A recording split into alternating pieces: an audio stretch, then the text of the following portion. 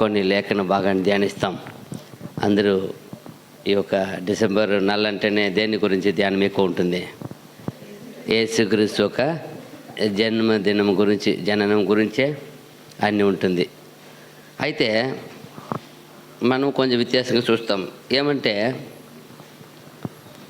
మనము అతి పరిశుద్ధమైన విశ్వాసంలోనికి ఏం చేశాం? పిలువబడి ఉన్నాం. మనము ఉన్న వాటిలో అన్నిటికంటే అతి పరిశుద్ధమైన విశ్వాసం ఉంది, సాధారణమైన విశ్వాసం ఉంది, సాధారణమైన పిలుపు ఉంది, అన్నీ సాధారణ. అయితే అన్నిట్లో మనం ఏమున్నామో విశేషమైన విషయానికి మనం ఏం చేస్తున్నామో ఎంపిక చేయబడిన వారం. అన్నిటికీ మనము విశేషముగా పిలువబడిన వారం కదా. కాబట్టి మనం ఒక విశేషమైన విషయాన్ని చూస్తాం. ఏమంటే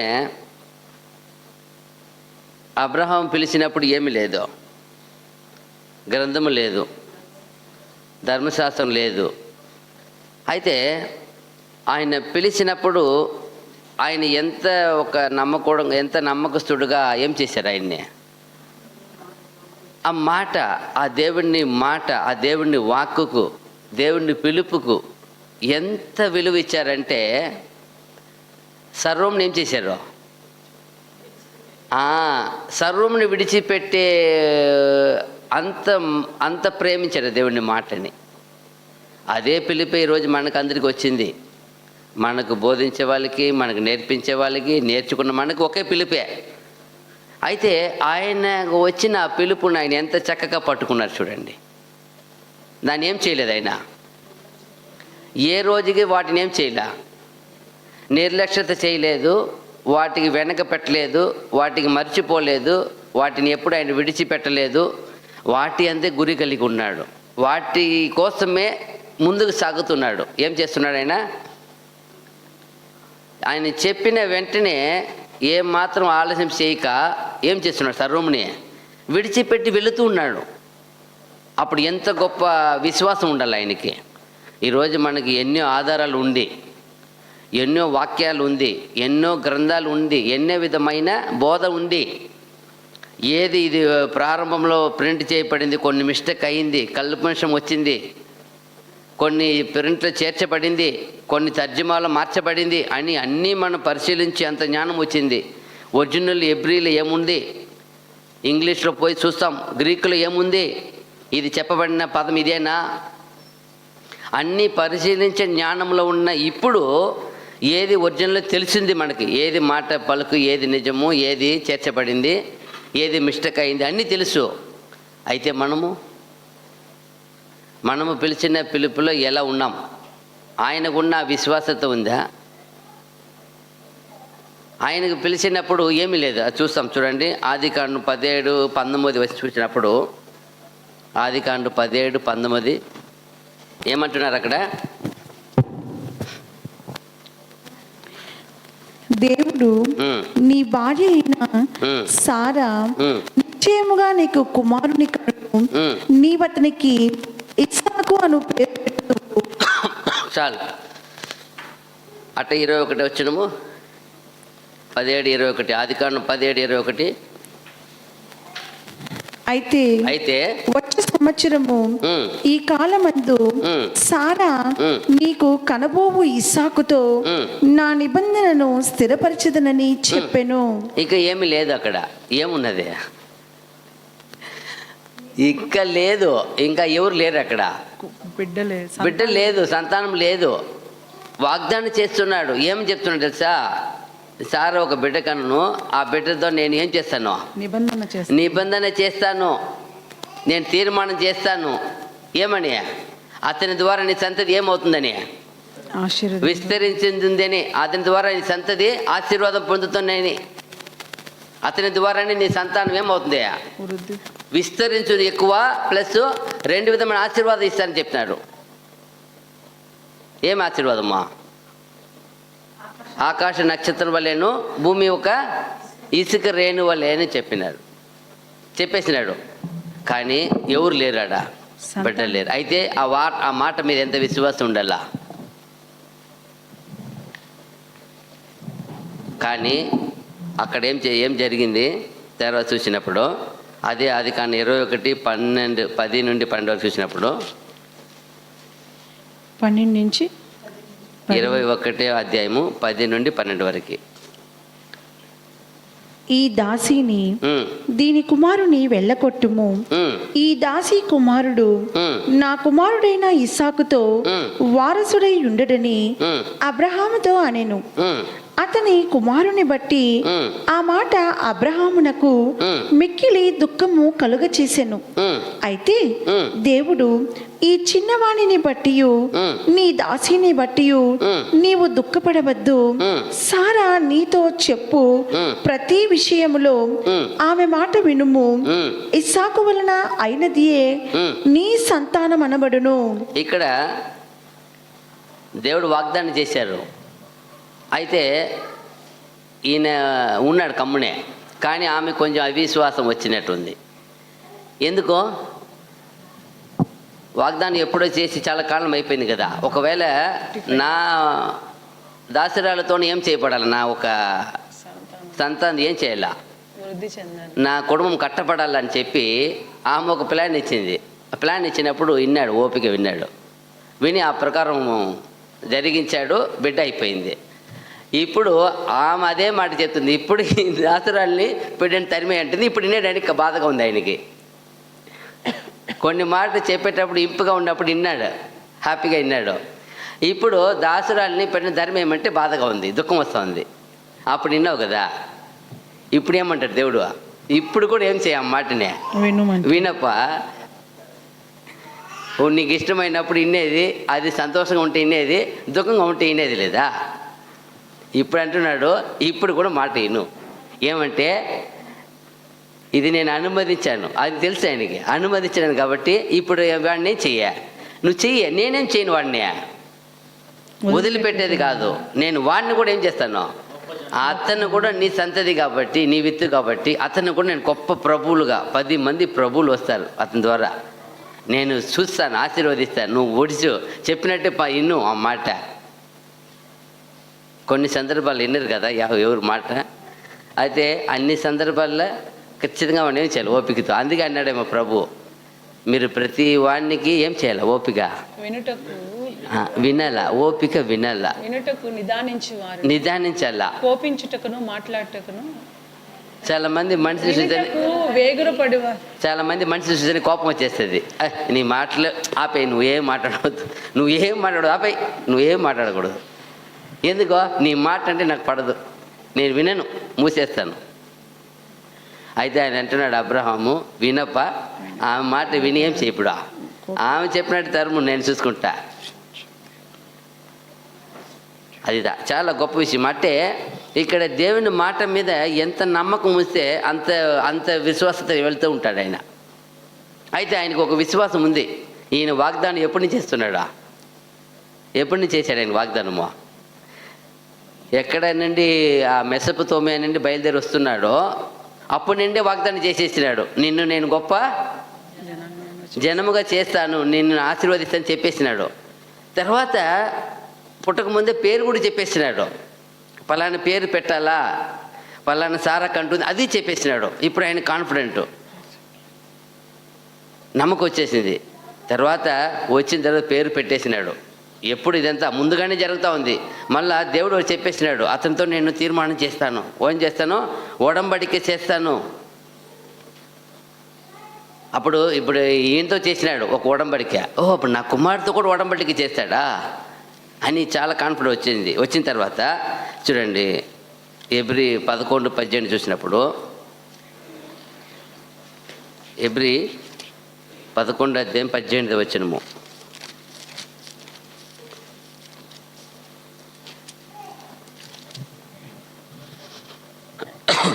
అబ్రహాము శోధింపబడి విశ్వాసమును బట్టి ఇస్సాకును బలిగా అర్పించెను.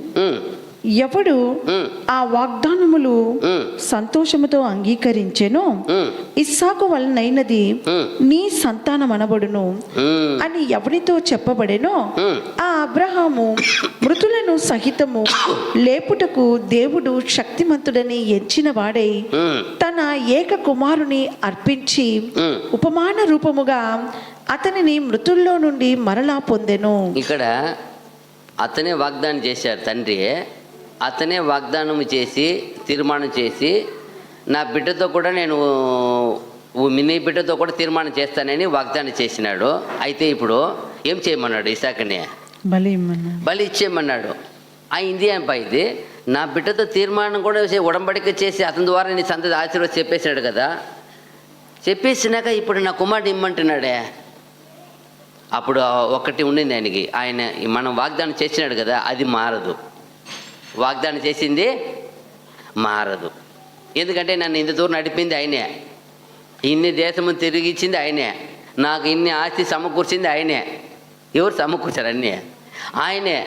ఈ దాసి పిల్లల్ని ఇచ్చింది ఆయనే, పంపించమనింది ఆయనే. ఇప్పుడు ఈసాకును ఇచ్చినది ఆయనే, మళ్ళీ ఈసారి అడుగుతున్నాడు. అప్పుడు వాగ్దానం ఏమవుతుంది?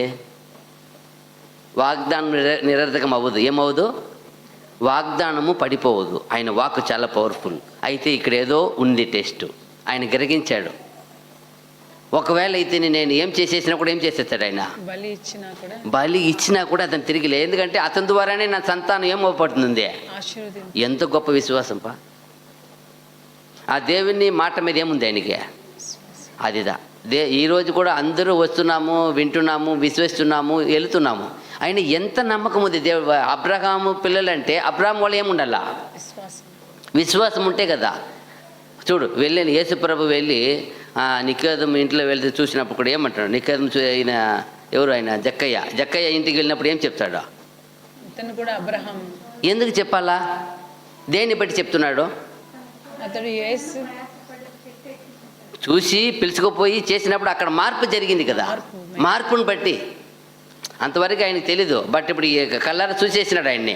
ఆయన చూసిన తర్వాత కొన్ని మార్పు చేస్తున్నాడు. ఆయనలో ఉండే తప్ప అంటే ఏం చేస్తున్నాడు? ఒప్పుకొని మార్చేస్తున్నాడు, చేంజ్ చేస్తున్నాడు. నేను ఎవరి దగ్గర ఏం చేసి ఉంటే అన్యాయంగా ఏమైనా పుచ్చుకున్నానని ఏం చేసేస్తున్నాను? అదిదా.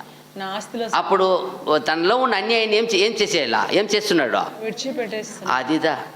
అప్పుడు చెప్తున్నాడు ఇతను కూడా ఈరోజు ఎవరైనాడు? అదిదా. అప్పుడు అన్యాయమును విడిచిపెట్టేదే విశ్వాసంలోనికి వచ్చినట్టు. అన్యాయం విడిచిపెట్టకుండా ఉంటే అప్పుడు విశ్వాసంలోనికి రాలే. తప్పు ఇది విడిచిపెట్టకపోతే, పాపను విడిచిపెట్టకపోతే అక్కడ ఎంత చక్కగా చెప్తున్నాడు. ఆయన విశ్వసించాడు. లేదు, ఇతని ద్వారానే ఉడంబడిక తీర్మానం చేస్తానని చెప్పి ఇతను పోయి చంపితే ఆయన ఒప్పుకుంటాడా? ఒకవేళ చేసినా కూడా లేపేస్తాడు. ఎంత విశ్వాసం చూడు. అందుకే ఆయన విశ్వాసం. తండ్రి ఏమీ లేదు, అప్పుడు ఏమీ ఆచకులు లేకుండానే, ఏమీ ఒకటి కూడా ఏం లేదు. ఒక ఒక ఒక ఒక సాక్షి కూడా విట్నెస్ లేదు. ఏది మనకైనా ఇన్ని ఉంది కదా. ఈరోజు ఎన్ని సాక్షి ఆధారాలు ఉన్నాయి మనకి. ఏప్రిల్ ఏం చెప్తారు? ఇంత మేఘము వలె ఇంత గొప్ప సాక్షి సమూహము ఆవరించి ఉన్నను. అన్ని సాక్షి సమూహం పెట్టి చేతులు ఇచ్చేసి కూడా మనం ఇంకా ఆలోచిస్తూ ఉన్నాం. తీర్మానం చేయడానికి, జీవించడానికి, మాటలో విశ్వసించడానికి, మాట నమ్మడానికి, ప్రార్థన చేయడానికి ఆలోచిస్తున్నాము. మన ఎట్లా అబ్రహాం సంతానం ఎట్ట అయిపోతాము? అదిదా ఇక్కడ మనము చూడాలా. చూడండి, రోమాపత్రిక 4వ అధ్యాయము 12, 13, 14 వచ్చినారు. రోమా 4వ అధ్యాయము 12 నుంచి 14 వరకు. ఎస్. మరియు సున్నతి గల వారికి తండ్రి అగుటకు అనగా సున్నతి మాత్రము పొందిన వారు గాక మన తండ్రి అయిన అబ్రహాము సున్నతి పొందక మునుపు అతనికి కలిగిన విశ్వాసము యొక్క అడుగుజాడలను బట్టి నడుచుకొనిన వారికి తండ్రి అగుటకు అతడు ఆ గురుతు పొందెను. చూసారా? సరేపా, మనమైతే విశ్వాసం వచ్చినాము, జ్ఞానస్థానం తీసుకున్నాము, అన్నీ చేస్తున్నాము అనుకోవచ్చు. అతనికి ఏం చేయలే. అప్పటికే అతనికి ఏమి చేయపడలా, సున్నతి చేయపడలా.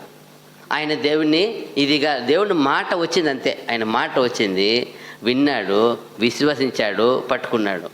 ఎప్పుడు సున్నతి చేస్తున్నారు? ఇస్మాయిల్ పుట్టినప్పుడు. ఎవరెవరికి? ఆయన అందరూ అందరు పనివారు అందరూ అప్పుడు చేస్తున్నారు. అప్పుడు చూడండి, సున్నతి పొందకముందు అప్పుడు ఏమీ లేదు వ్యత్యాసం, దేనికి ఏం లేదు.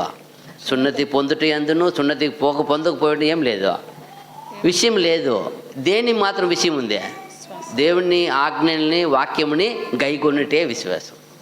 ఇప్పుడు ఇటువంటి ఆయనకి ఏమీ లేదు, సున్నతి లేదు, ఏమీ లేదు. దేవుని వాక్యం మీద ఏముంది ఆయనకి, విశ్వాసం. ఆ విశ్వాసాన్ని బట్టి ఆయనతో ఏం చేస్తున్నాడు, ఆయన కూడా ఆ వాక్యం మీద ఏం చేస్తున్నాడు, నిలిచి ఉన్నాడు, నడుచుకుంటున్నాడు, చెప్పిన చోటకి వెళుతూ ఉన్నాడు. చెప్పిన చోటకి వెళ్తూ ఉన్నాడని ఆయన్నే చూస్తున్నాడు. ఓహో, నా మాట మీద ఇంత విశ్వాసం ఉంది ఆయనకి.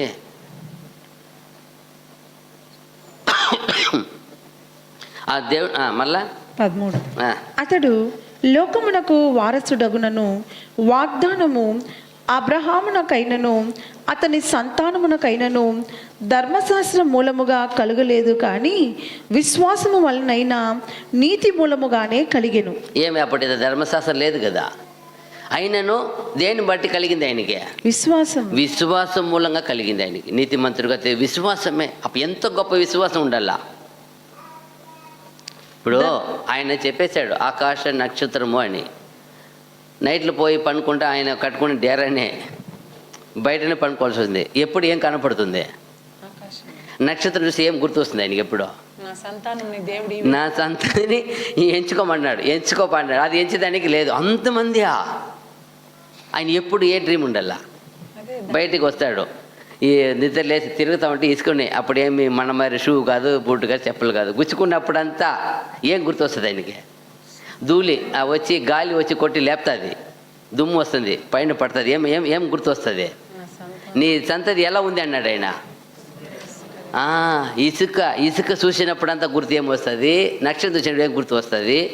ఆయన ఎంత ఈ భూమి తిరుగుతూ ఉంటే ఈ భూమి అంతా నా జనాంగం ఉన్నారని అన్నీ చెప్పేస్తున్నాడు ఆయన. ఆయనకి అన్ని బయలుపరిచినాడు.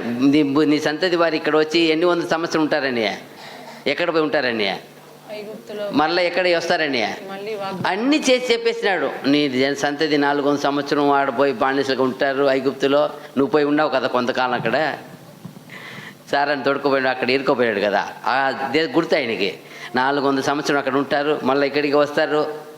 ఆ భూమినే తిరుగుతూ ఉన్నాడు ఆయన. అక్కడే తిరుగుతున్నాడు. ఎటు పోయినా 4 దిక్కులు పోతాడు, ఆడేస్తాడు, ఈడొస్తాడు. బలి పెట్టం కట్టేది, బలి ఇచ్చేది, ఇదే పని. అవనికి గుర్తంతా ఒకటే ఉంది. ఈ దేని మీద ఉంది, వాగ్దానం మీద ఉంది. ఏమీ లేదు. ఆయన ఏమి సున్నతి పొందినవాడు కాదు, ఆయనకేం ధర్మశాస్త్రం లేదు, విశ్వాసమే ఉంది. విశ్వాసమే. ఎంత గొప్ప విశ్వాసం ఉండాల. ఆ సంతతిని చూస్తున్నాడు. అందుకే యేసుప్రభు వచ్చి కన్ఫర్మ్ చేస్తున్నాడు అన్ని చోట్ల. ఎక్కడ పోయినా ఇతను కూడా ఈరోజు అబ్రాహాము కుమారుడే, ఈమె కూడా అబ్రాహాము కుమార్తె.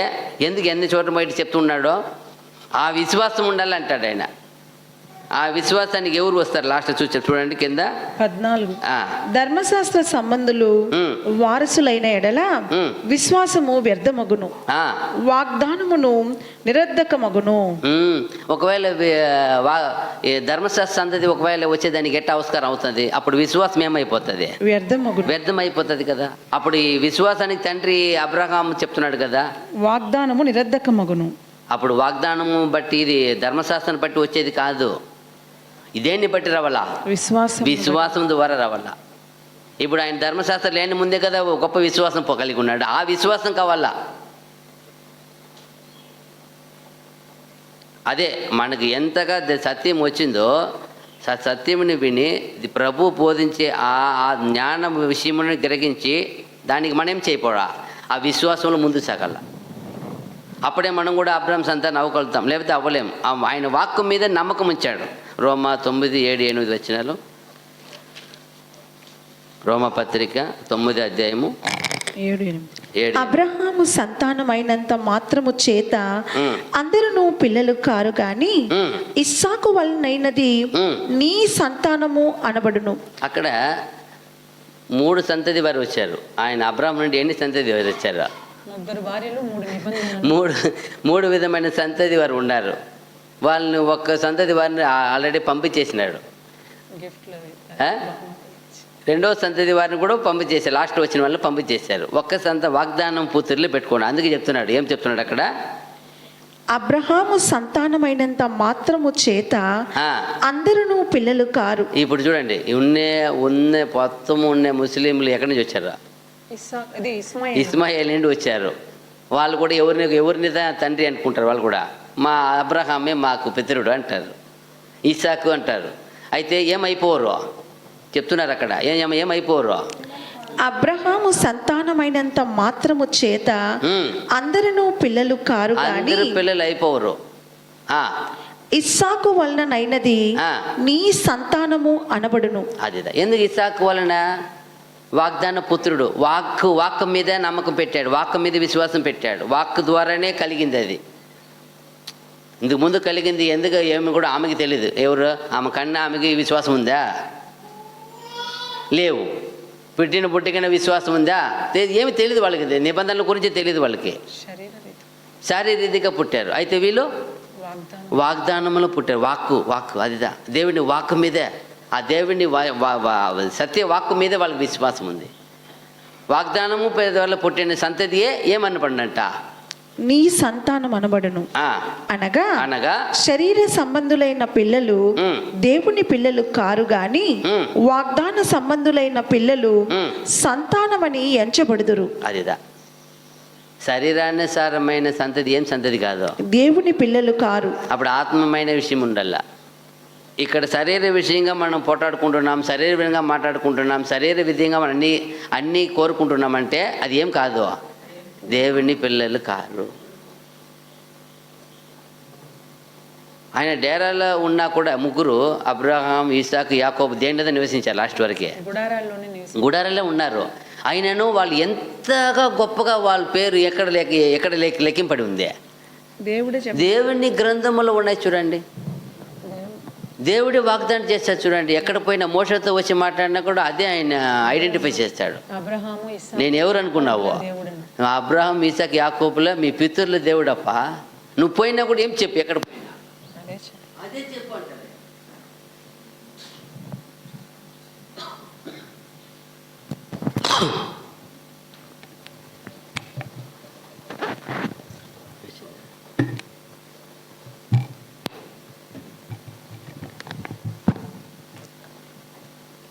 ఇక్కడ చూసినప్పుడు ఎంత ఎక్కడ పోయినా ఆయన ఒక్కటే ఐడెంటిఫై చెప్తాడు. చూడు, నువ్వు పోయినప్పుడు అంతా ఇదే చెప్పు, నేను అబ్రహాం, ఇసాకు, యాకోబులు చేసిన తీర్మానం బట్టి మీతో ఏం చేస్తున్నా, వాళ్ళని ఇజ్రాయేల్ని అన్నిసారి మన్నించుటకు, వాళ్ళని క్షమించుటకు కారణం ఎవరు?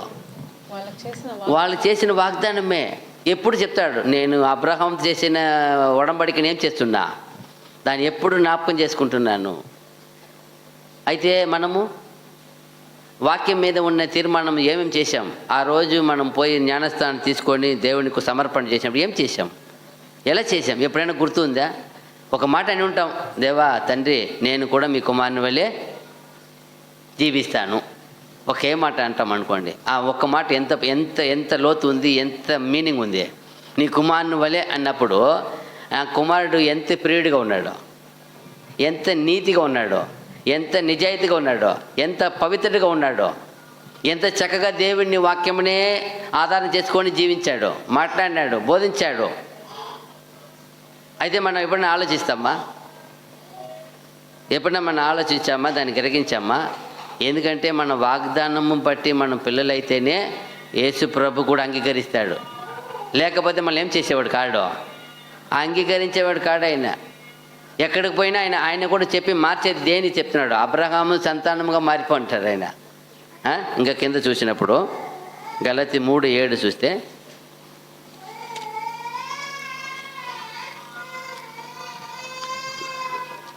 గలతీ 3:7 కాబట్టి విశ్వాస సంబంధులే అబ్రహాము కుమారులని మీరు తెలుసుకొనుడి. అంతే, విశ్వాస సంబంధులే. ఎవరు ఇప్పుడు ఎవరు వచ్చినారు, ఎక్కడికి వచ్చారో? విశ్వాస సంబంధులే. ఎవరు? అబ్రహాము కుమారులని. అంతే, విశ్వాస సంబంధులు అంటే ఏమని అర్థమో? వాక్యానికి వ్యతిరేక, వాక్యం చెప్పింది, వాక్యాన్ని చూసాము, విశ్వసించాము, దాన్ని భద్రపరిచాము, ఒప్పుకున్నాము, అదే విశ్వాసము. దానికి విరోధంగా ఏమి చేసినా ఏమవుదో, నువ్వు ఎవరు బిడ్డని ప్రూవ్ అయిపోతుంది. విశ్వాస సంబంధం అంటే వాక్యం ఏమి చెప్పిందో వాక్యపై నడుచుకునేది విశ్వాస సంబంధం. ఎంత బాగా చెప్తారు, ఏం చెప్తున్నారు? కాబట్టి విశ్వాస సంబంధులే అబ్రహాము కుమారులని మీరు తెలుసుకొనుడి. అంతే. అక్కడే 4:22-23 వచనాలు. గలతీ 4:22-23 వచనాలు. దాసి వలన ఒకడును స్వతంత్రురాలి వలన ఒకడును ఇద్దరు కుమారులు అబ్రహామునకు కలిగిరని వ్రాయబడి ఉన్నది కదా. అయినను దాసి వలన పుట్టినవాడు శరీర ప్రకారము పుట్టెను, స్వతంత్రురాలి వలన పుట్టినవాడు వాగ్దానమును బట్టి పుట్టెను. బేస్ తగ్గించకూడదు ఆమెకి, బేస్ తగ్గించే.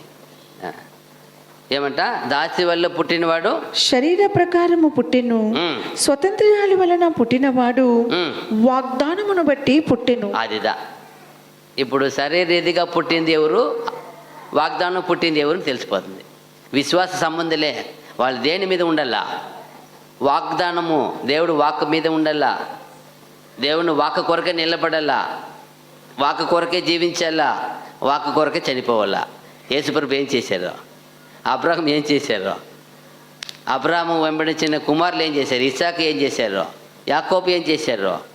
వాక్కు కొరకే, దేవుని వాక్కు దాన్ని ఏం చెప్పింది దానికే వెంబడిస్తున్నారు వాళ్ళు. వేరెక్కడ మీరిపోలా.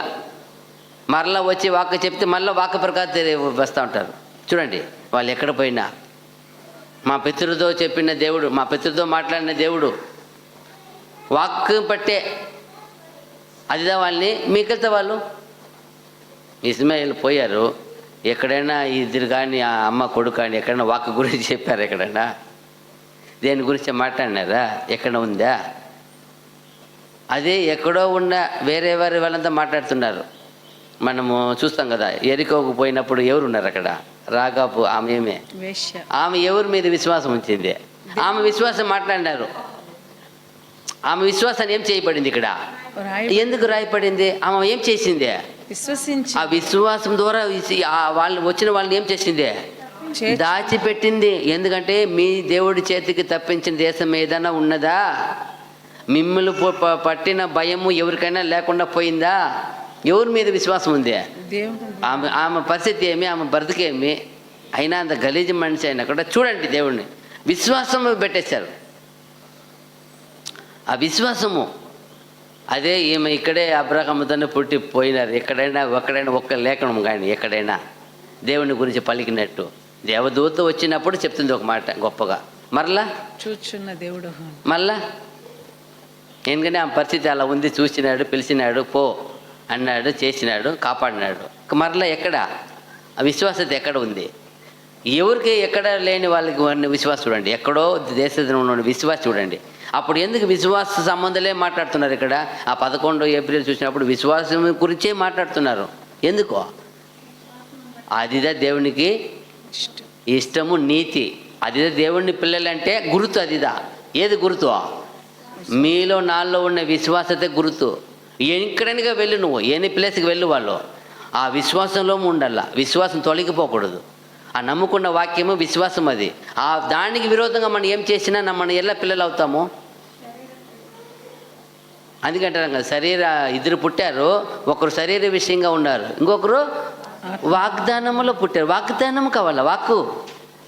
మనం కూడా పుట్టి ఉన్నాం, ఆయనకు యేసుక్రీస్తు ద్వారా పుట్టి ఉన్నాం మనం కూడా. కానీ ఎలా ఉన్నాము? వాక్కు మీద ఉందా మన ఆశ, మన గురి, మన గమ్యము, మన తీర్మానము, మన నిర్ణయిత, మన ఆశలు, మన ఆశ అలవాటులు దేని మీద ఉంది? విశ్వాసం వాక్యం బట్టి ఉండాల. ఏమి చేసినాను మన వాక్యం బట్టి చేయకపోతే, మీరు జీవించకపోతే ఆయన పిల్లలుగా సంతతికి ఎంచుకోరు. దేవుడు ఎంచుకోరు, కుమారుడు ఎంచుకోడు. అప్పుడు మనమే జాగ్రత్త పడాలి. ఎంత జాగ్రత్త చెప్పించండి అది. మళ్ళీ 23 అయినను దాసి వలన పుట్టినవాడు శరీర ప్రకారము పుట్టెను, స్వతంత్రాల వలన పుట్టినవాడు వాగ్దానమును బట్టి పుట్టెను. ఇద్దరు ఒక తండ్రికి పుట్టారు, ఇద్దరు గర్భములోనే పుట్టారు. అయితే చూడండి డిఫరెన్స్ చూపిస్తున్నాడు ఆయన. శారీరకంగా పుట్టారు, వాగ్దానం పట్టి పుట్టారు. అదిదా మనం దేనికి పుట్టాము? మనం దేన్ని జరిగిస్తామో దానికి గుర్తు అయిపోతాం. మనలో క్రియ జరిగేది ఏదో దానికి చెందిన వారు అయిపోతాం. అంతే.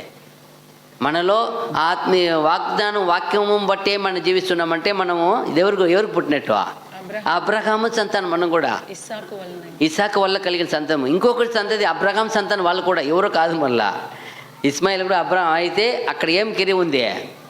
శరీర క్రియ ఉంది, శరీర ఆశలు ఉంది, శరీర కోరికలు ఉన్నాయి. దానికే నేను బతుకుతున్నానంటే చాలామంది అంటారు, సార్ బతకడం తినడం 2 విధానం ఉంది సార్.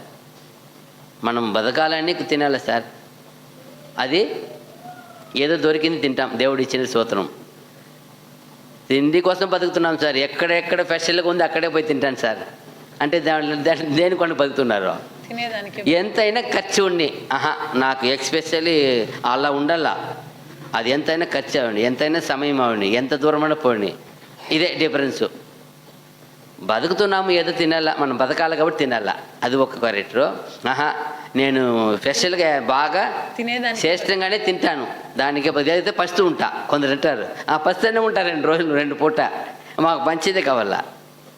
కొందరు ఏదో దొరికింది, ఏదో అంబులి కానీ ఏదో ఒకటి పూట ఏదో ఒకటి దేవుడు ఇస్తున్నాడా స్తోత్రం. చూడండి డిఫరెన్స్ ఉంది, దేనికి బతుకుతున్నామంటే డిఫరెన్స్ వచ్చేస్తుంది. అందుకే పౌలు అన్నాడేమో, మీ ముందర ఏమి ఉంచబడినా ఏం చేయండి, ప్రార్థన చేసి ఏం చేసేయండి, సందేహపడపాకండి. ఎందుకు చెప్పాడు అంటే అప్పుడు డెప్త్గా ఉంది. అది శారీరకంగా జీవించే వాళ్ళకి ఎక్స్పెషల్లీ అన్నీ ఎప్పుడూ ఉన్నట్టుగా ఉండాల. ఫంక్షన్ వచ్చినప్పుడు బిర్యానీ బాగుంటాయి, రోజు అలాగే ఉండాలంటే అవుతుందా? సందర్భం ఉంది కదా.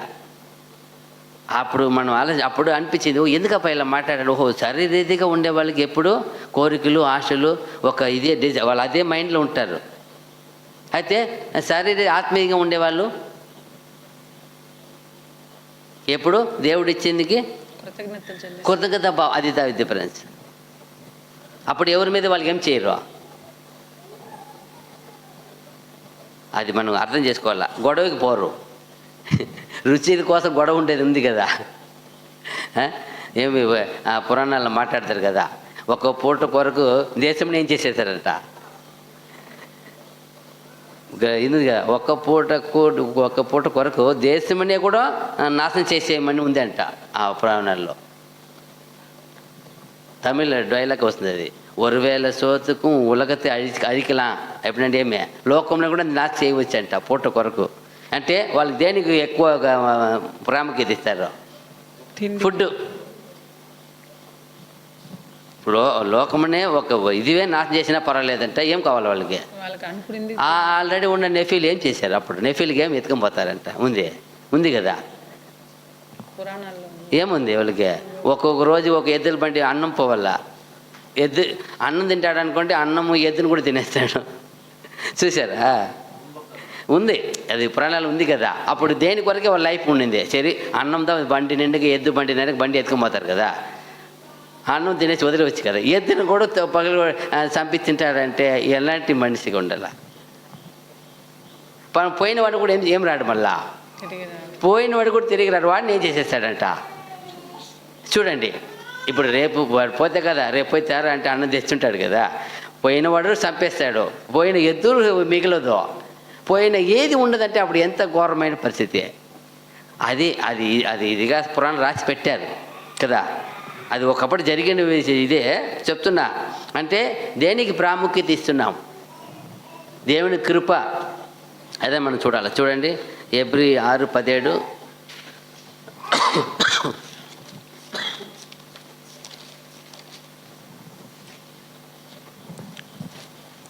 ఈ విధముగా దేవుడు తన సంకల్పము నిశ్చలమైనదని ఆ వాగ్దానమునకు వారసులైన వారికి మరి నిశ్చయముగా కనపరచవలనని ఉద్దేశించిన వాడై తాను అబద్ధమాడ జాలని నిశ్చలమైన 2 సంగతులను బట్టి మన ఎదుట ఉంచబడిన నిరీక్షణను చేపట్టుటకు శరణాగతులమైన మనకు బలమైన ధైర్యము కలుగునట్లు ప్రమాణము చేసి వాగ్దానమును దృఢపరచెను. అదిదా మనకు ఎలాంటి ఇది ఇస్తారంటే ఏమంట ఫస్ట్ చెప్పింది ఈ విధముగా ఆ, దేవుడు ఉమ్, తన సంకల్పము ఉమ్, నిశ్చలమైనదని ఉమ్, ఆ వాగ్దానమునకు ఉమ్.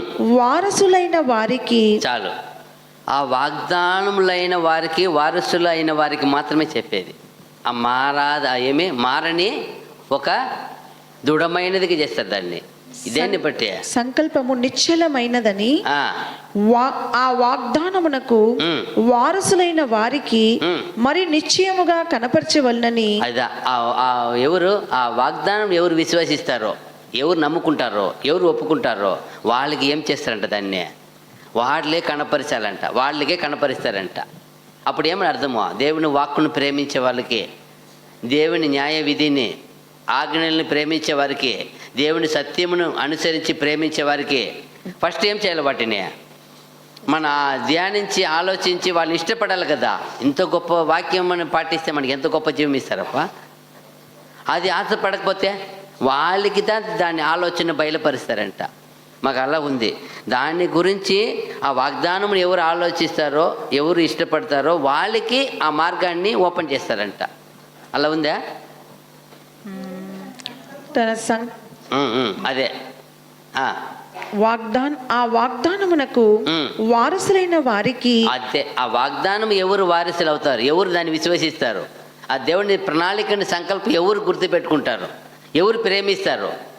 ఇప్పుడు ఎక్కడ పోయినా ఇజ్రాయేల్ ఏం చేస్తారు, వాళ్ళు దేవుడు చెప్పిన ఆజ్ఞ ఏం చేయాలి, వాళ్ళు ఎక్కడ పోయినా పాటించకపోతే వాళ్ళకి ఎంత కష్టమో, ఎంత శిక్ష.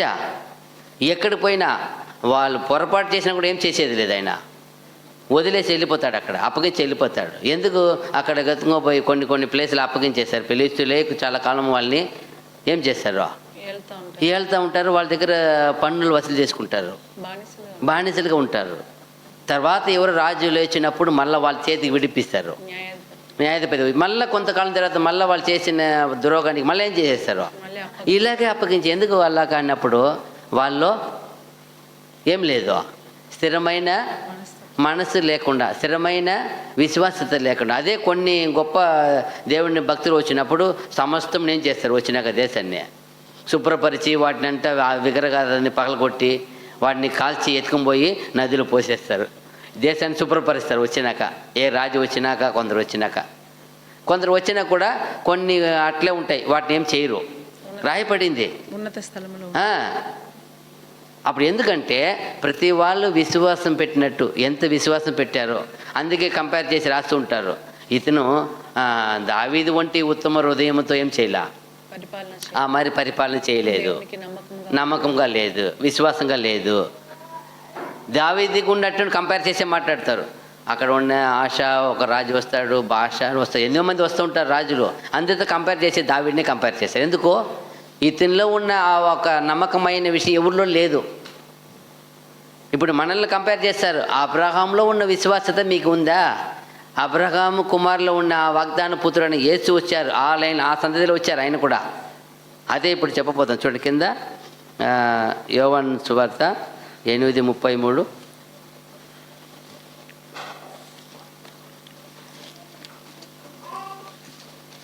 యోవాను సువార్త 8:33.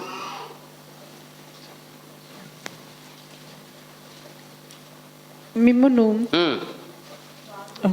అప్పుడు సత్యము మిమ్మును స్వతంత్రులుగా 8:33 వారు మేము అబ్రహాము సంతానము, మేము ఎన్నడను ఎవనికిని దాసులమై ఉండలేదే, మీరు స్వతంత్రులుగా చేయబడుదురని ఏల చెప్పుచున్నావని ఆయనతో అనిరి.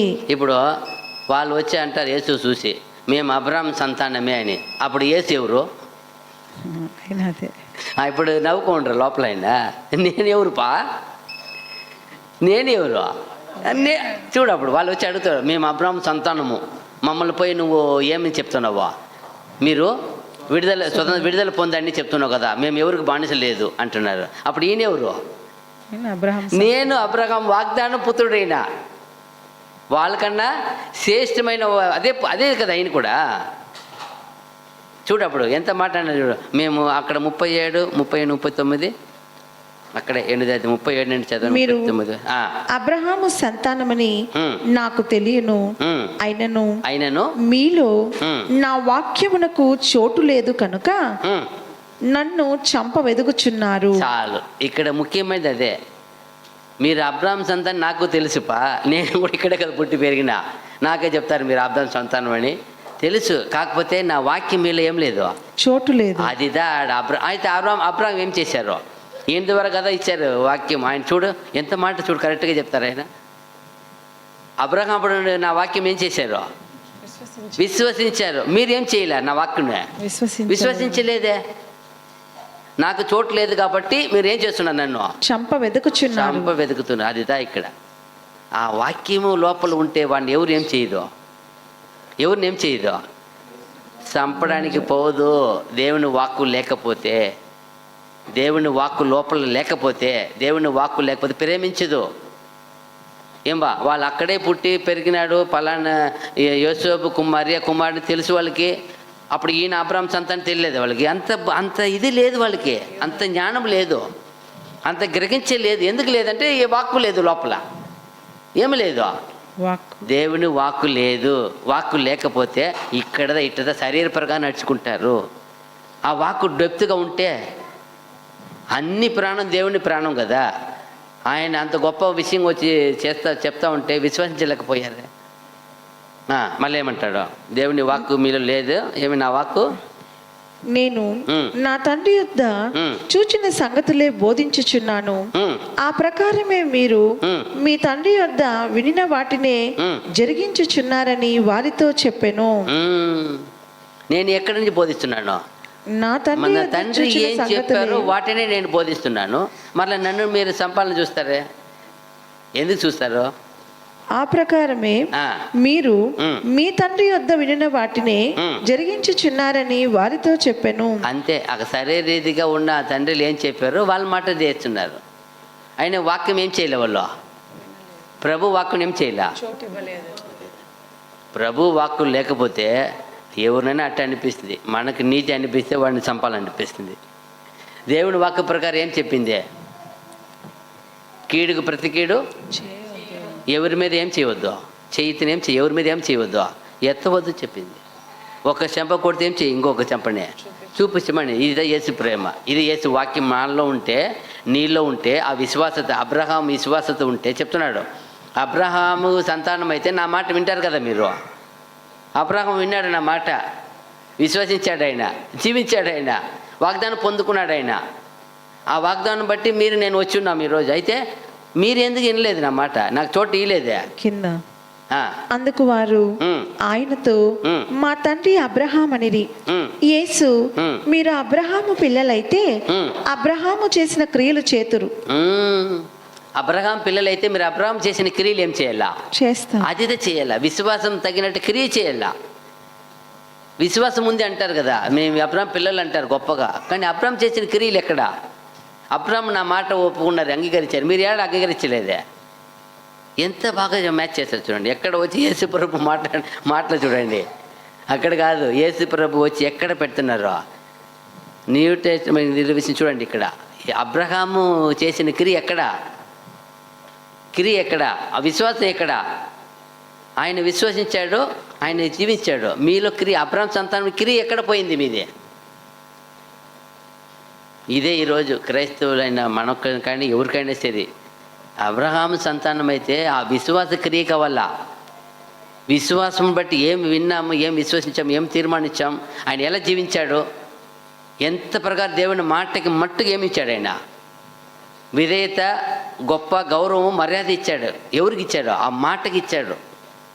ఆ మాట కోసము తన కుమార్ని ఇవ్వడానికి కూడా వెనక తీయకంతా ప్రేమించాడు. ఎంత గొప్ప! అందుకే తండ్రికి ఏమైపోయాడు ఆయన. ఎవరైనా ఎక్కడైనా ఎవరికైనా ఆ మాట ఉందా? ఇంత గొప్ప గ్రంథాల్లో ఎవరికైనా ఆ మాట.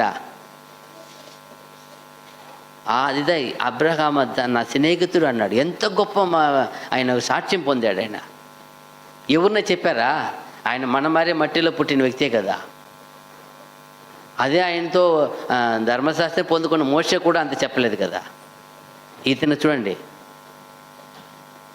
అదిదా ఆ మాటకి ఇచ్చే విలువ, ఆ మాటకి ఇచ్చే రెస్పెక్ట్, ఆ మాటకి ఇచ్చే గౌరవ మర్యాద, ఆ మాటకి ఇచ్చే నడత, మన జీవం ఇచ్చినాడు ఆయన, జీవాన్ని ఇచ్చేసినాడు ఆయన.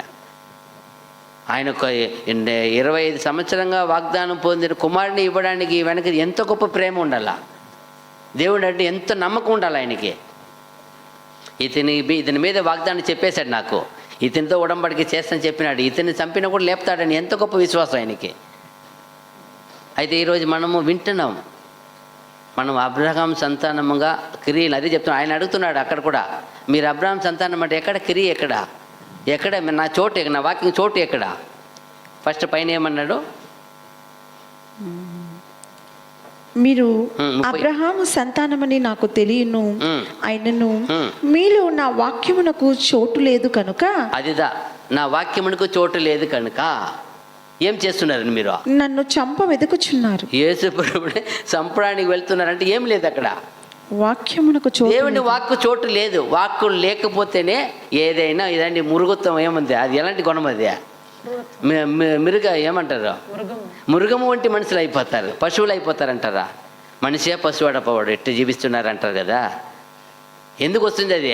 దేవుణ్ణి వాక్కు లేకపోతే అలాంటి మృగం అయిపోతారు మనుషులు ఎవరు వాళ్ళు. అక్కడ ఏం వెళ్ళిపోయింది? వాక్కు వెళ్ళిపోయింది.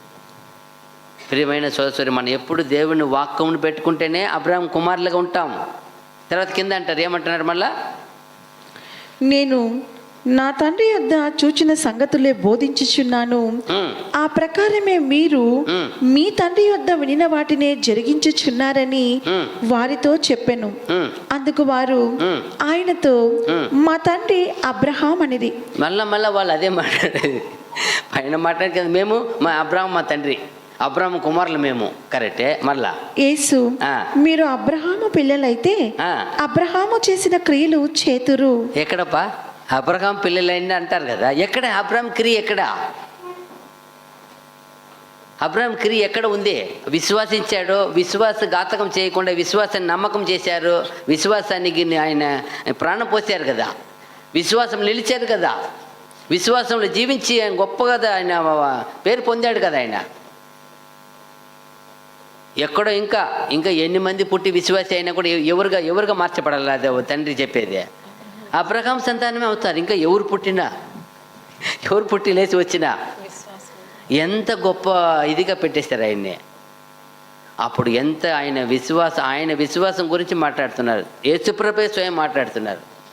మీలో అబ్రహాం క్రియ ఉందా? మీరు అబ్రహాం విశ్వసించిన విశ్వాసం ఉందా? అబ్రహాం క్రియ లేదు వాళ్ళ దగ్గర, అబ్రహాము విశ్వాసము లేదు. అప్పుడు చెప్పుకునేది మాత్రం మేము అబ్రహాం సంతానంపా. చూడండి, మనం కూడా అలాగే చెప్పుకుంటున్నాము, అబ్రహాం సంతానమని. అబ్రహాం ఎంతగా ఉన్నాడు, దేవునికి ప్రియుడిగా ఉన్నాడు, ఎంత గొప్ప ఆశీర్వాదం పొందుకు పెట్టేసి పోయినాడు. ఈరోజు మనకంతా ఇంత ఆశీర్వాదం రావడానికి కారణం ఎవరు?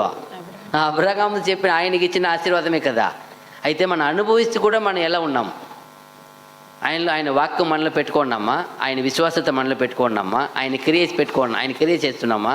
ఎందుకంటే యేసుప్రభు అడుగుతున్నాడు అక్కడ, మీరు అబ్రహాము ఎక్కడ నా వాక్కు చోటు ఇవ్వలేదు, ఆయన క్రియలు మీతో కనపడలేదు. ఇప్పుడు మనకు దేవుని వాక్కు చోటు ఉండాలా, అబ్రహాం చేసే క్రియ ఉండాలా. ఆయన వచ్చి క్రియ అడుగుతాడు, విశ్వాసం అడుగుతాడు. అడిగి లేకపోతే మళ్ళీ ఏం చెప్తారు? కింద 39 వరకు అయిందా? అయిపోయింది. అయిపోయింది 39 వరకు. చూడండి, అప్పుడు ఎంత గొప్ప. యాకోబు 2:5, యాకోబు పత్రిక 2:5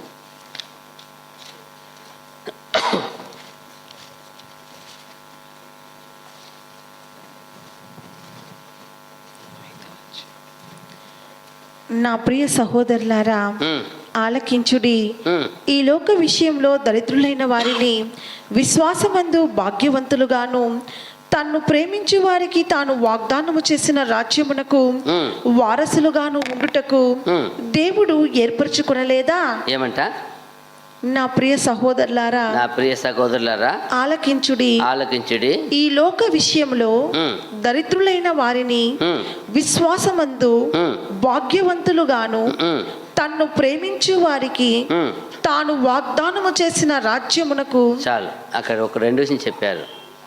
ఏమంట? ఫస్ట్ నన్ను తన్ను ప్రేమించు వారికి తాను వాగ్దానము చేసిన రాజ్యమునకు. అదిదా దేన్ని బట్టి ప్రేమిస్తాం ఆయన, దేని ద్వారా ప్రేమిస్తున్నాము, దేన్ని ప్రేమించినట్టే ఆయన ప్రేమించినట్టు అవుతుంది. దేవుణ్ణి మనం ప్రేమిస్తున్నాము ఎలా ఎలా తెలుస్తుంది? ఆయన ఆజ్ఞలు గైకొను. అదిదా ఆయన వాక్కును మనం విని విశ్వసించి చేసేదే ప్రేమ. ఇప్పుడు ఆయన వాక్కును మనం విని విశ్వసించి ప్రేమించకపోతే, గైకొనకపోతే, నడుచుకోపడకపోతే మనం ఏం చేయలేము, ప్రేమించినట్టు చెప్పలేము. దేవుని ప్రేమని కలిగి ఉన్నానని సహోదరుని ద్వేషించి వాడు ఏమని అంటుంది వాక్యము? దేవుని ప్రేమ నిలువల వాళ్ళు అంటుంది, ఎరగనే లేదంటుంది. అప్పుడు ఇక్కడ కూడా అలా చెప్తుంది, దేవుణ్ణి ప్రేమించే వారికి తన్ను ప్రేమించు వారికి తాను వాగ్దానము చేసిన రాజ్యమునకు. ఏదే ప్రేమించే వారికే వాగ్దానం చేసిన రాజ్యమునకు వారసులుగాను ఉండుటకు దేవుడు ఏర్పరచుకొనలేదా? చూసారా, దేవుడు ఏర్పరచుకొనలేదా? అప్పుడు దేవుడు ఇప్పుడు మనుషులు చూస్తాం అనుకోండి, ఇప్పుడు మనుషులు ఏం చూస్తారంటే ఎంతసేపు అయినా వాళ్ళు కలిగిన హోదా, వాళ్ళు కలిగిన ఆస్తి, వాళ్ళు కలిగిన అందము, వాళ్ళు కలిగిన జ్ఞానము, వాళ్ళు కలిగిన చదువు, ఇదే ఆయన దృష్టి కనపడతాయి. అయితే దేవుడు చూసేది ఎలా చూస్తాడు? చూడు ఎంత గొప్ప విషయం చూడు. విశ్వాసం ఉందా? వేరేం చూడట్లేదు ఆయన. అబ్రహాం అందంగా ఉన్నాడనా, లేదా ఇసాకు అందంగా ఉన్నాడనా, యాకోబు అందంగా ఉన్నాడనా? వాళ్ళు ఏం చూస్తున్నారు? వాళ్ళలో ఉన్న విశ్వాసత, దేవుని మీద ఉన్న నమ్మకము, భక్తి, వైరాగ్యము, మరి ఏమి చూడట్లేదు ఆయన.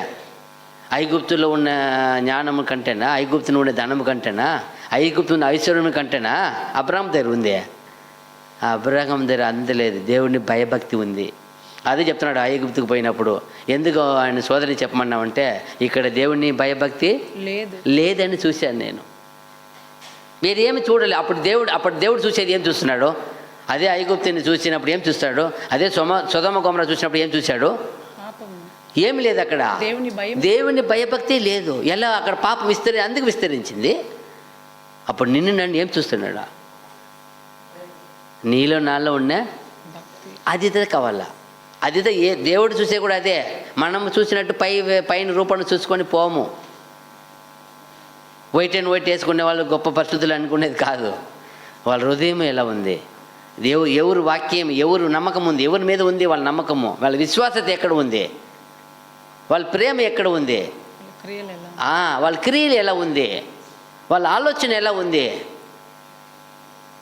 వాళ్ళ చూపు ఎలా ఉంది, ఎవ్రీథింగ్ ఆయన చూస్తే వాళ్ళని చూశారు కాబట్టి వాళ్ళని గురించి రాశారు.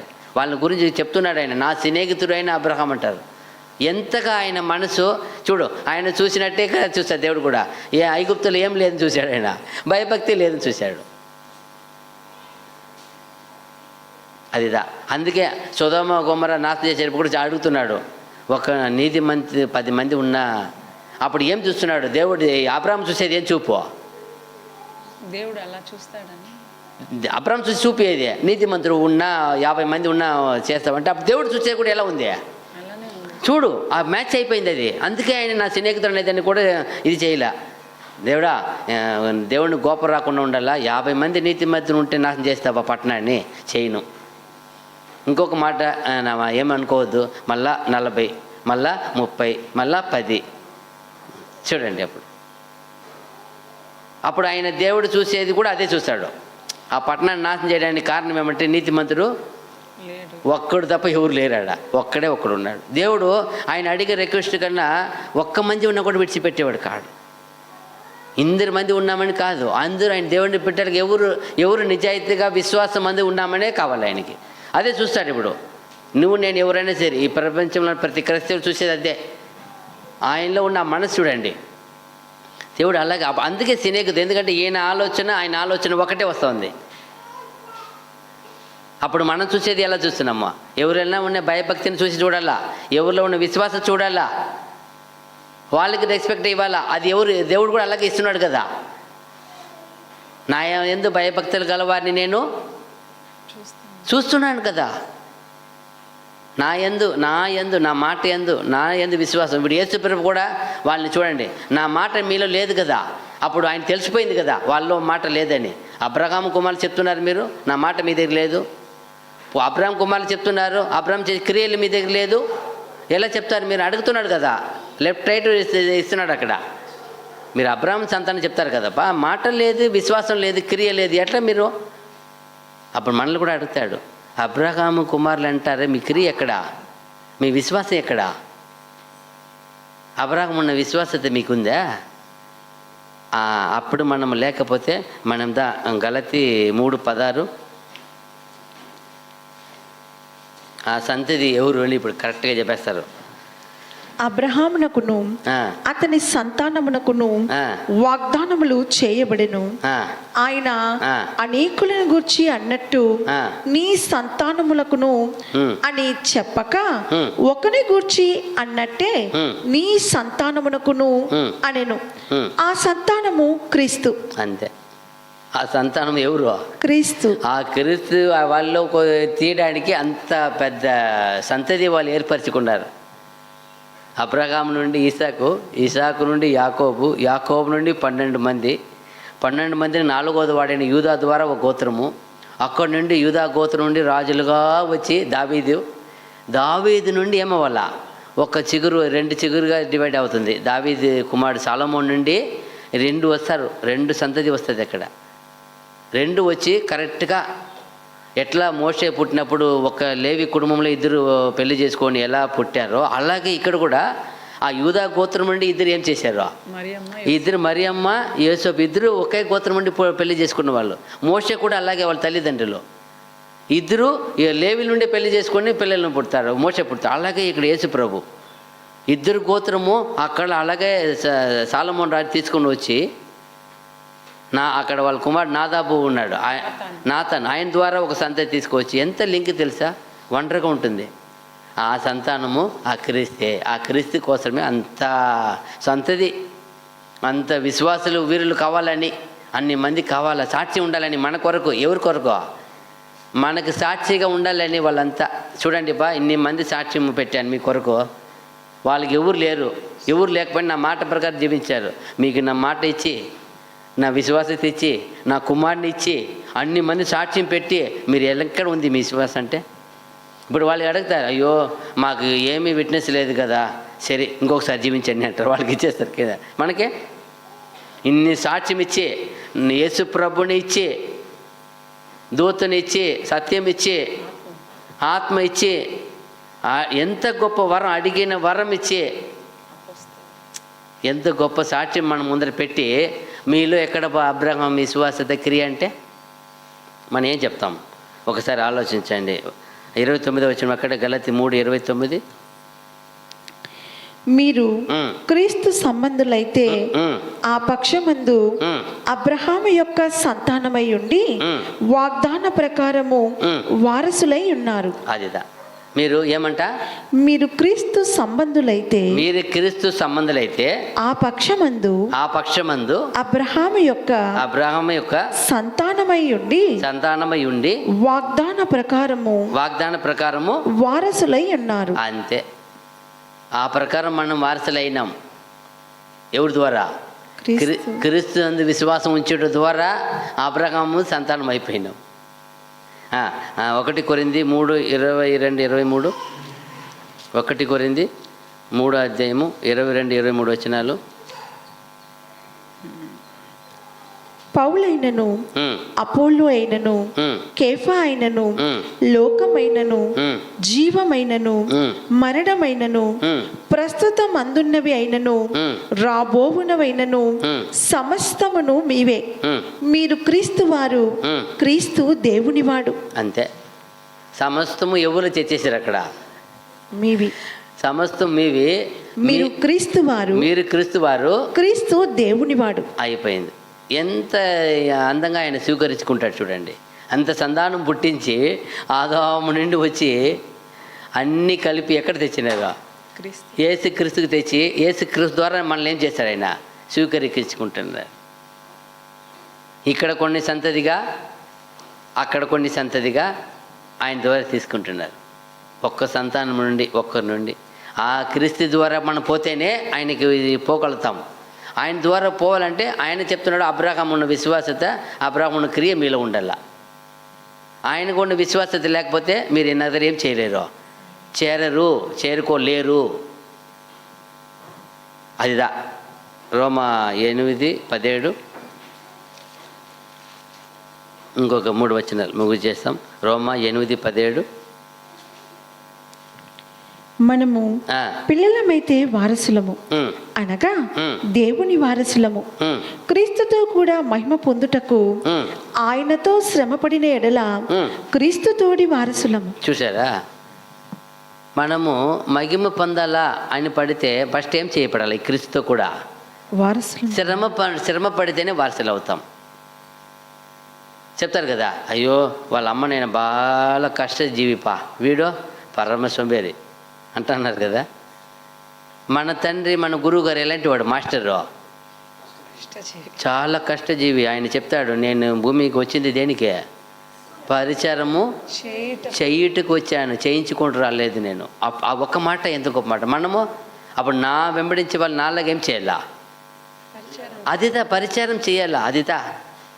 అప్పుడుదా మీరు పోయి మగిం పడతావు. ఇక్కడ ఆయన ఎంత శ్రమపడ్డాడో, ఎంత ఎంత ఎంత ఆయన చూడు, ఆయన సంపాలు ఎత్తుకున్నప్పుడు అడుగుతున్నాడు, నేను అబ్రహాము సంతానం, మీరు అబ్రహాం సంతానం, నన్ను ఎత్తుకొని చంపడానికి వస్తున్నారు దేనికప్ప అంటే వాక్యం లేదు. తండ్రి ఇచ్చిన వాక్యం లోపల లేవు, అబ్రహాం క్రియలు లేవాడ. అందుకే మూర్ఖలు అయిపోతారు. అది లేకపోతే అట్ట అయిపోయేది. ఆయన వాక్కు ఉంటే, ఈయన వాక్కు వల్లి ఉంటే ప్రేమ వచ్చి ఉంటుంది, దయ వచ్చి ఉంటుంది, కరుణ వచ్చి ఉంటుంది, ఆయన ఉన్న గుణగణాలు వచ్చి ఉంటుంది, ఆయన ఒంటి విశ్వాసం వచ్చి ఉంటుంది, ఆయనలాగా పవిత్రత వచ్చి ఉంటుంది, ఆయనలాగా ప్రేమించే గుణం వచ్చి ఉంటుంది. ఎక్కడ లేదు. అది అంటాడు ఇక్కడ. ఏమంటున్నాడు?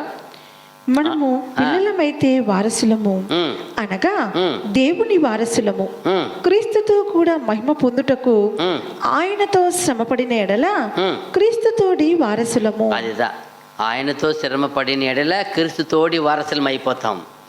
శ్రమ పడకుండా అవ్వము.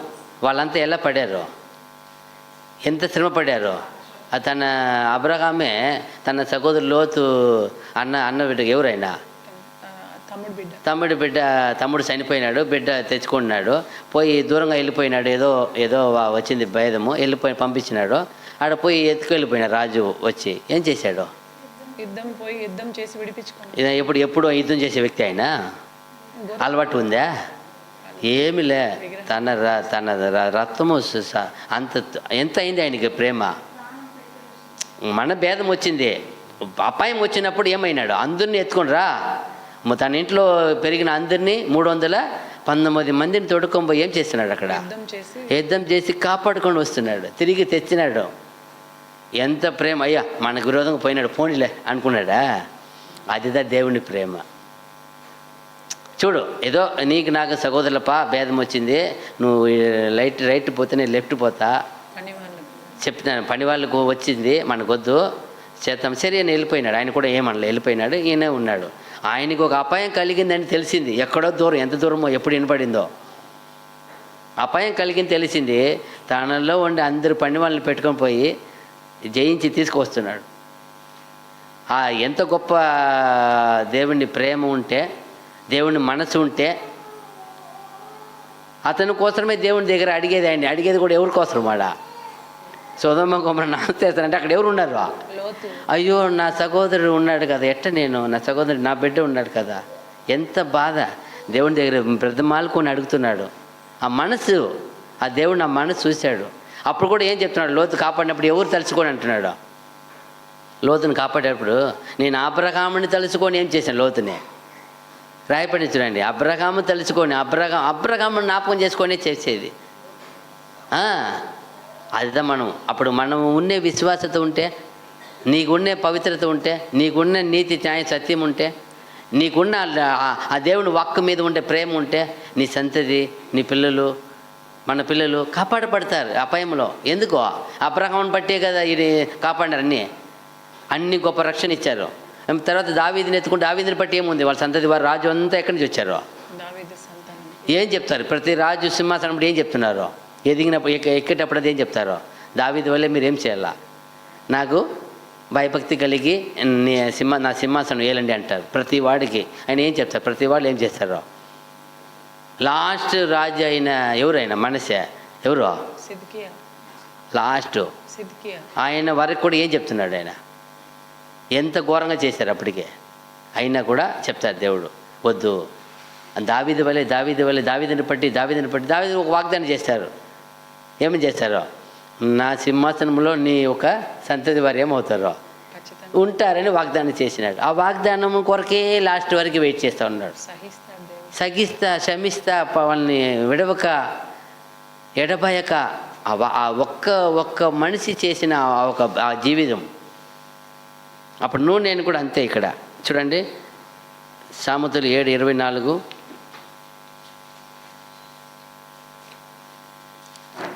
సామెతలు 7:24.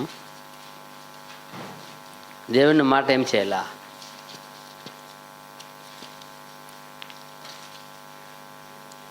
నా కుమారురా చెవి ఎగ్గుడి నా నోటి మాటలు ఆలకించుడి. వేరేమి విషయంలా ఇజ్రాయెల్ చేసిన పొరపాటు ఏమే? యేసు ప్రభు చెప్పే మాటను ఏం చేయలే, చెవి ఎక్కలేదు, పెట్టలేదు. అదే ప్రాబ్లము. అందుకే వాళ్ళకి అంత పరిస్థితి వచ్చింది.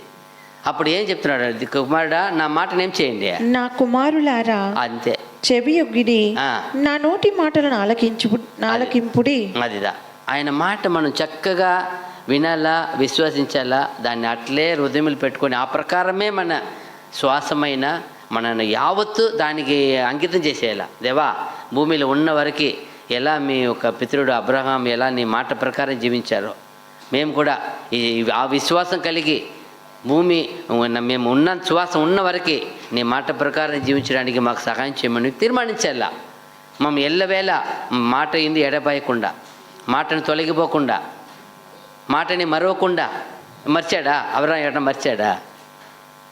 మరవకుండా, విడవకుండా, ఎడబాయకుండా ఎలాంటి పరిస్థితుల్లోనూ మేము వాటిని దాని ప్రకారం వాక్య ప్రకారం జీవించడానికి ఆలోచనలు, మాకు కావాల్సిన అన్ని సదుపాయము, ఎలాంటి శోధన వచ్చినా వాక్యను విడవకుండా జీవించే మనసు దయచేదేవా. ఆయనకు వచ్చింది శోధన, కుమారుని బలి ఇమ్మన్నాడు. ఎవరికి చెప్పుకున్నాడా? ఎవరుగా భార్యకి చెప్పలేం వేయినాడు. బలేటవాడా బలి అంట, నువ్వు పోయికంటే బలి అయిపోకండి నా కుమారుడు పెట్టి అంటుంటుంది ఆమె. చెప్పుంటుందా? ఆమెకు చెప్పిండి ఏం చెప్పింటుంది? ముందే ఏడవకుండా పని చేసింది ఆమె వల్ల ఇంకొక సంతతి కల్పించింది ఆమె. ఎవరు కారకూడలు? ఎవరు? ఆమె కదా. ఆయన మాట విన్నాడు. ఫస్ట్ చెప్పినప్పుడు అందంగా వినేసినాడు. అబ్బా గొప్ప భార్య అబ్బా అని. తర్వాత పిల్లవాడిని పంపించేప్పుడు ఓని బాధపడుతున్నాడు. అప్పుడు అంటున్నాడు దేవుడు, అప్పుడు విన్నావు కదా, ఇప్పుడు కూడా విన్నాయా నువ్వు? చూడండి, అయితే ఆ మాట, ఆ బలి ఇమ్మంటే ఏం మాత్రం అప్పుడు దేవుడి మాట మీద ఎంత ప్రేమ ఉండాలప్పా, ఎంతపా. అయినా పోనీ ఆయన బాధపడి అడిగినాడా? ఏం దేవుడా, 25 ఏళ్ళు లేకుండా ఏమేమో వాగ్దానం చేసి వారు ఇచ్చేసినావు, ఇప్పుడు వాడిని బలి ఇమ్మంటే వాడిది బూడి చేయమంటే ఏం చేయమంటావు అంటే అడిగినాడా? పోనీ తిరిగి కూడా అడగల. ఈయనకి ఎంత విశ్వాసం తెలుసా ఆయన మీద? వీడిని మీదే వాగ్దానం చేసినాడు కదా, వీడిని చంపినా కూడా లేపేస్తాడులే. ఎంత గొప్ప విశ్వాసం చూడండి. నిజంగానే ఆ విశ్వాసంతో మనం సమర్పణ చేయాల. మనకి పరిస్థితి నిజంగానే అయ్యో ఇదంతా అవ్వదులే, మన అప్పు ఎప్పుడు అంటారు అన్నమాట, మన అప్పు ఎప్పుడు తీరేది, మనం ఎప్పుడు అప్పులు లేకుండా ఉండేది ఆశపడదాం. విశ్వాసం ఉంచండి, దేవుని బిడ్డగా జీవించండి, అవుతుంది. దేవుడు ఏదన్నా మన జీవితంలో చేయగలిగే శక్తి కదా ఆయనకు ఉంది. చాలామంది అనారోగ్య పరిస్థితి, అయ్యో ఎప్పుడు బాగుపడతాను, అవుతుంది. చాలామంది ఏదో చదువుకున్న ఏదో విధంగా ఆయన అన్ని దేవుని బిడ్డగా మీరు నిలబెడితే కదా, ఆయన విశ్వాసత ఉంటే కదా, ఆయన వాక్కును పట్టుకుంటే కదా. పట్టుకోపోతే విశ్వాసం లేదు. ఇప్పుడు చూడు, ఆయన చెప్పాడు, ఆయన చెప్పవచ్చు కదా, అయ్యో ఐగుప్తు దేశం ఘోరమైన దేశం కదా తండ్రి, అక్కడ పోయి నన్ను పొమ్మంటావే, అక్కడ భయభక్తే లేదు కదా. చెప్పింది ఎవరు? పొమ్మన్నాడా? దేవుడే చెప్తాడు, నువ్వు పో, ఎల్లు, నేను ఉంటాను, నీతో నేను ఉంటాను. ఎంత మాట చూడు. ఆయన ఎత్తుకుని వెళ్ళిపోయినారు, భార్యనే తీసుకుని వెళ్ళిపోయినారు రాజు. అయినా ఏమన్నా ఎక్కడన్నా ఏమన్నా అడిగినట్టు ఒక్క మాట కూడా అడగల. ఆయన వెయిట్ చేస్తాడు. నన్ను ఇందుతో నడిపించింది ఎవరు? నన్ను రమ్మనింది ఎవరు? ఈ మార్గంలో పొమ్మనింది ఎవరు? ఆయనే కదా. చూడు భార్యను ఎత్తుకుపోయినా ఆయనకి ఏమి ఇది లేదు, పెద్దోడిని అడిగినా ఏమీ లేదు, ఏ విషయంలోనూ ఆయనకి లేదు. ఇప్పుడు మనము ఎంత అల్లాడిపోతాము, ఏది వచ్చి అయినా బిడ్డడికి ఏమైనా అయిపోతే ఎంత బాధపడతాం. అంటే మనలో ఉన్న విశ్వాసతను శోధిస్తాడు ఆయన. అయితే మనం నిలబడాలా. ఆయన శోధించాడు, ఆయన నిలబడినాడు కాబట్టి ఇందు మూలంగా నువ్వు భక్తుడు అని నీలో నా ఒక భయభక్తి ఉందని నేను ఇప్పుడు చూశాను అంటాడు. అందుమూలంగా ఇందువలన నేను ఏం చేస్తాను, విశ్వాసులకు తండ్రి, అదిదా ఇందువలన. అప్పుడు మనం కూడా మన కొరకు ఆయన గురించి రాసినట్టు మన గురించి రాయపడుతుంది. మీరు అనుకుంటారేమో, ప్రతి పరిశుద్ధులు ప్రతి దేవుని బిడ్డల గురించి రాయపడి ఉంటుంది. అయితే మనం ఆలోచించాలా. చూడండి, యెషయా 8:20, ఇంకా ఒక వచనం ముగిచేస్తాం. యెషయా రాసిన గ్రంథము 8:20.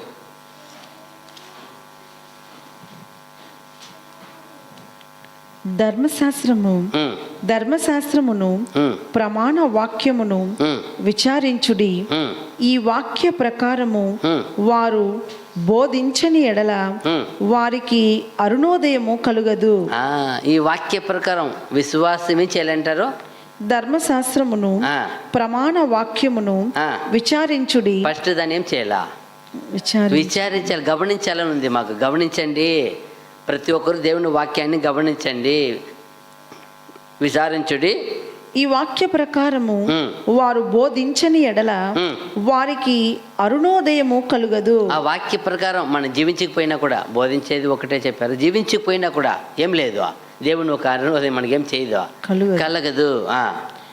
అట్టివారు ఇబ్బంది పడుచు ఆకలిగొని దేశ సంచారము చేయుదురు. అంతే, అట్టి వారు ఇబ్బంది పడి ఆకలిగొని దేశ సంచారం చేస్తారట. ఆకలి గొనుచు వారు కోపపడి తమ రాజు పేరను తమ దేవుని పేరను శాపములు పలుకుచు మీద చూతురు. అన్నీ వాళ్ళు మర్చిపోయి ఏం చేసేస్తారు, వ్యతిరేకంగా మాట్లాడే పరిస్థితి వచ్చేస్తుంది. ఆ దేవుని వాక్యం ఆలోచించకపోతే, దానికాని సరిగా విచారించకపోతే, దానికాని సరిగా అర్థం చేసుకొని విశ్వాసించకపోతే ఎంత గొప్ప విషయం చూడండి. 1 తిమోతి 4:6, 1 తిమోతి 4:6.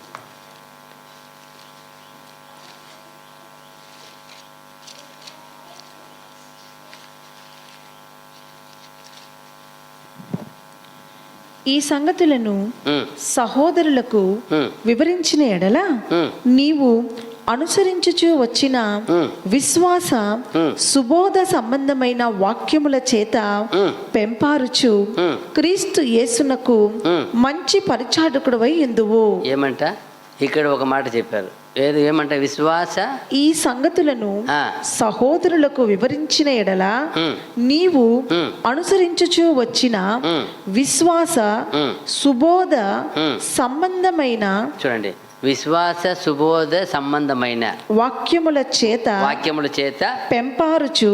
అదిదా మనం ఏదైనా విన్నామంటే ఆ విశ్వాస సంబంధమైనది ఉండాల, విశ్వాసన పెంపొందలుగా ఉండాలి. ఏమంట? ఎదుగటానికి ఉండాల. మన విశ్వాసం పెరుగుతుందా? పెరగాలంటే అడగాల ఆయన్ని. యేసుప్రభు వచ్చిన అడుగుతారు కదా, నా బిడ్డ స్వస్థపడలేదంటే నువ్వు విశ్వాసించు. అప్పుడేమంటాడు? నాకు విశ్వాసం లేదు ప్రభు, నువ్వు చేయి నా విశ్వాసాన్ని.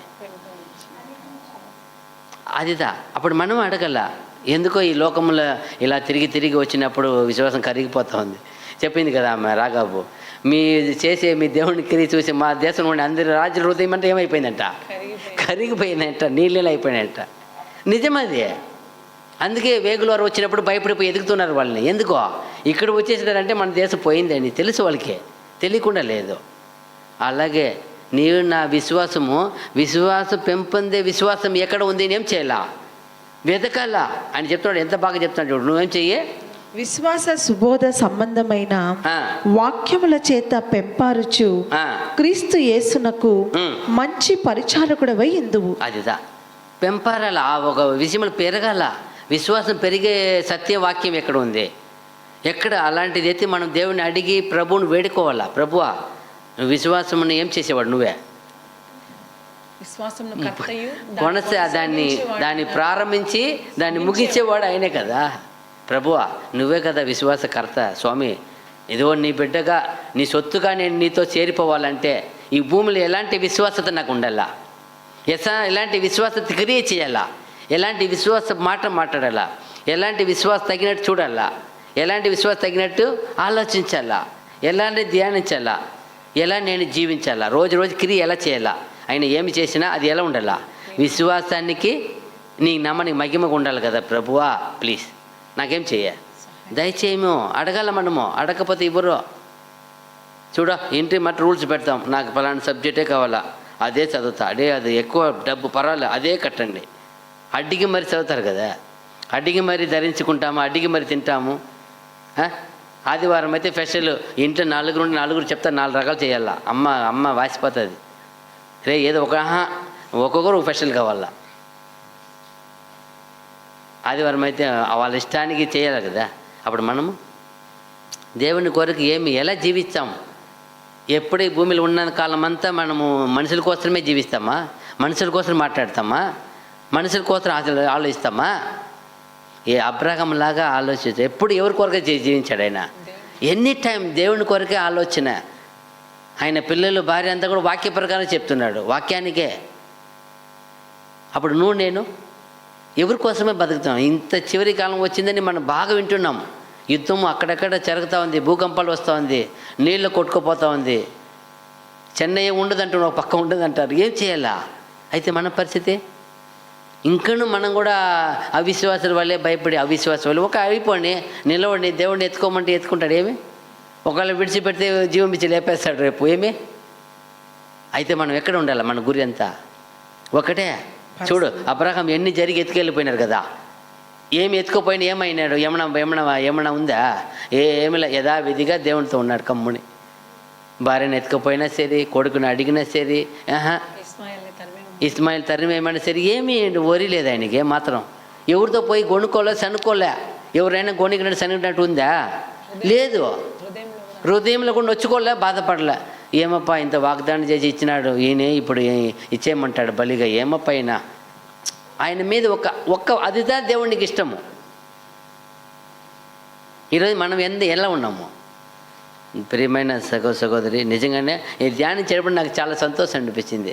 ఏమప్పా ఆ ఒక్క మనిషి గురించి ఎక్కడంతా కొత్త నిబంధనలు మొత్తం వాక్యం ఆయన గురించే మాట్లాడినారు. అందరు భక్తులు మాట్లాడినారు. ఎవరు?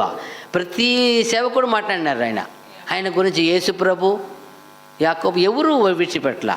అప్పుడు అనిపించి ఈయన విశ్వాసం ఎంత గొప్పదిగా ఉంటే ఆయన గురించి మాట్లాడతారు మనతో. వేరేమో చేయాలనుకున్నాం ఈరోజు.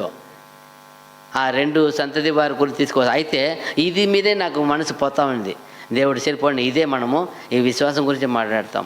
కావున ప్రియమైన సహోదరి, మనం విన్నట్లు తీర్మానించుకుంటాం. ఇంకనైనా ఈ చివరి కాలంలో దేవా అబ్రహాములో చూసిన విశ్వాసత ఆయన సంతతి అంటావు. అట్టి విశ్వాసత, అట్టి నమ్మకం, అట్టి వైరాగ్యత తెచ్చి మరణం వరకు మేము కూడా ఆయన వల్లే నమ్మకంగా జీవించడం సహాయం చేయమని వేడుకుందాం. దేవుడు ఆ రీతిగా మాకు ఇచ్చి ఆశీర్వదించును గాక. మీ అందరికీ వందనములు. God bless you. ఆమేన్.